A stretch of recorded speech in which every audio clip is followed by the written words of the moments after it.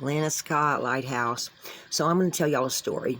When I was 11 years old, my father passed away from cirrhosis of the liver and cancer of the liver.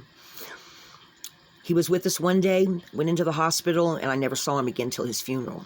He was in the hospital for a month, and he suffered. I had a lot of issues after that. I was only 11. My parents had been older. He was 58. My mom was 41. And when he died, he left a commercial fishing business. We had 4 rental houses, and my mother was a full-time nurse. So she had her hands full, plus she was trying to deal with her grief.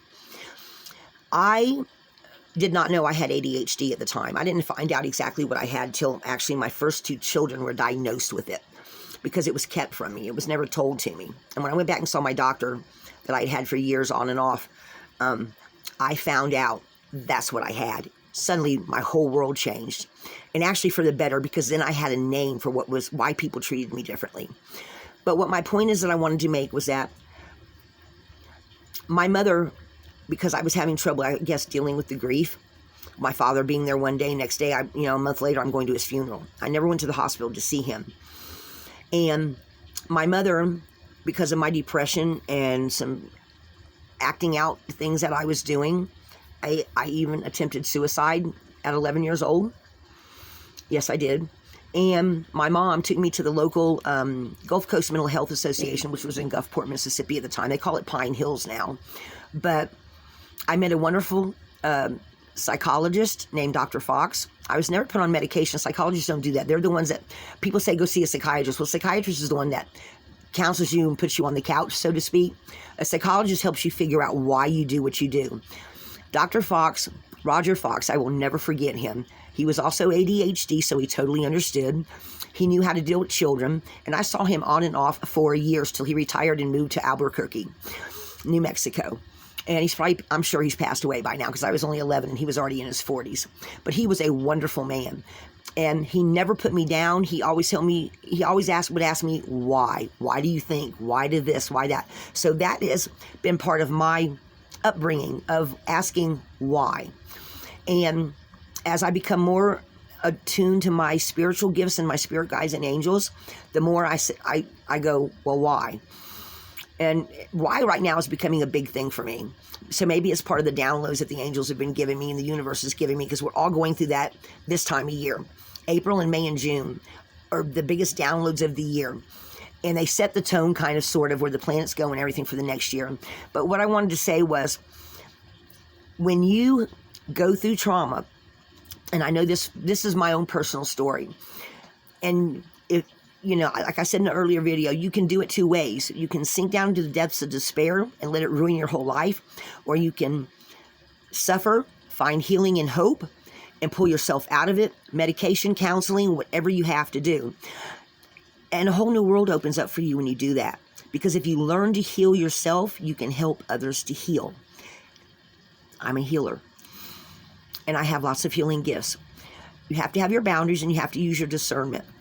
But there is help out there. There is hope. Gulf Coast Mental Health was one of those facilities that is based on your income. And I'm now currently in California, and everybody has to have I say Obama card, but everyone has to have the health care. And if you're low income, they will give you a card to go get that help that you need. And I should have got grief counseling when Will and Aaron passed away, but I didn't. I probably still need to go do that. But I have been on my own healing journey. And even though I still miss them and I talk to them, hi Will, hi Aaron, I love them still. You take the love with you, folks. But on my own healing journey, I chose to not sit in it. I chose to help myself. And even after my mother passed away when I was 20, I actually at one point went back several times.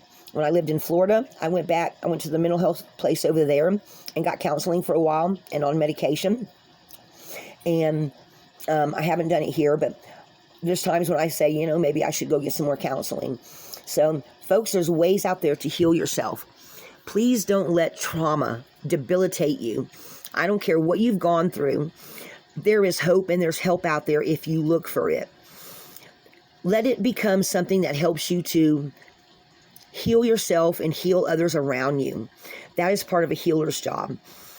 Because if you let it debilitate you, and it can do that, Because when you go through trauma, your brain, sometimes that's why you have to get on medications, because your brain quits making the serotonin, melatonin that helps you sleep. All these anxieties can pop up and they can get worse over time. Please don't do that to yourself.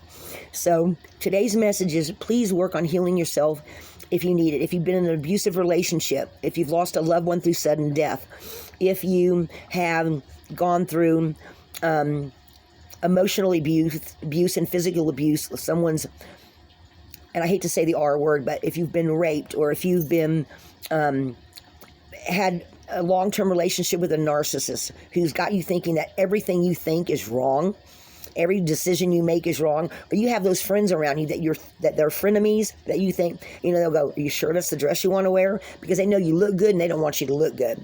They're always wanting to bring you down. Kick those damn people to the curb. I am to that point in my life where I'm going to speak my mind, and I'm going to say, matter of fact, I told y'all a little bit about this. I had a neighbor come to my door the other day who's a severe alcoholic, and he thought that I had tried to break into his camper. I was actually crossing between two campers to go talk to someone else about getting a ride, because you need to know my alternator's out of my car right now. And for the first time, or maybe the second time in my life, because to a non-family member, I told him to go the F home, that I would, I had helped this dude out a couple of times, and I refused to accept his BS.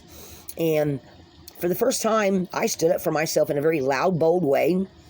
Not the first time, but in a way, and the whole park probably heard me. And I told him to take his happy butt home, because I'm not going to let nobody bully me no more. Nobody's ever going to talk to me that way anymore, especially when I did nothing wrong. He just assumed. He assumed, because he saw me walking past his camper and then up the road. So he just assumed. And apparently I'm not the first one. Someone else said that too. Folks, you are responsible for your own happiness. You are responsible for your healing. And if you want to become a better person, if you want to say you're a survivor, if you want to be a survivor, you have to take some things by the horns. You have to kick BS to the curb. You have to kick frenemies to the curb. Anyone that doesn't have your best interest at heart. It makes your world smaller, but look at the quality of people. So if you're going through some kind of trauma, or something has happened to you, please look for healing. Find facilities, places that can help you, because no one should sit in that negativity and let it debilitate you for the rest of your life. You are human. You can heal. Look for spiritual guidance if that's your thing. Look for a favorite aunt, uncle, mom, dad, sister, best friend that you know has your best interest at heart and would come in the middle of the night to help you. Ask them, am I right in feeling this way? Do you think I need to go do this? Or if you wake up in the middle of the night and you're crying 24/7. And I knew somebody like that one time. She was always crying, severely bipolar, would not go get help for herself, and thought all her problems were everybody else's fault. She refused to be responsible and take responsibility for her actions and the way she was reacting to other people. So don't even let your reactions do that to you. Find some help, because it is so important for your mental health, your emotional health, your psychological health. Healing yourself is the best thing you can do for yourself. If you have kids, you want to be there for your kids, right? You want to be there for your marriage. If you have a man that you know loves you beyond anything, heal yourself, because you're no good to no one, especially yourself, if you don't go find that healing. Whatever it is that inspires you, find it. Talk to someone that you know you can trust. If you feel like you can't trust anyone, pray. Talk to divinity, however you view divinity. Look for that help for yourself. If you like this video, or you know someone that needs a boosting talk, give them this video. If someone has given you this video and said, hey, maybe this lady's got something here, help yourself. Nobody can help you like you can. You are worthy, you're valued, you are lovable. Don't let no one tell you you're not. And if you find yourself in a debilitating state of depression, and I know I've been there. My 11-year-old self tried to kill myself because I was going through some things. And I'm so glad I didn't. I have 4 wonderful children since then. I've got 13 grandchildren. I am a survivor. You can be too. If you like this video or know someone that can use it, like, subscribe, and share. I am a healer. My name is Lana Scott. I'm clairvoyant. I do hear my angels. And I have psychic dreams. And I have a heart full of love. Heal yourself. It is possible. I'm living testament to that.